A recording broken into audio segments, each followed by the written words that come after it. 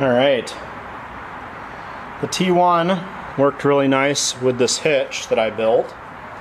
That is glued up popsicle sticks, and it moves the hitch point on the tractor down low.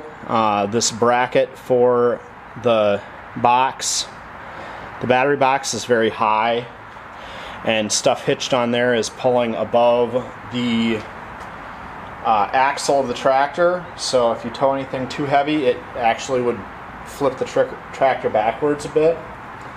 It also just doesn't have very good hitch holes in it for the toy wagon kind of stuff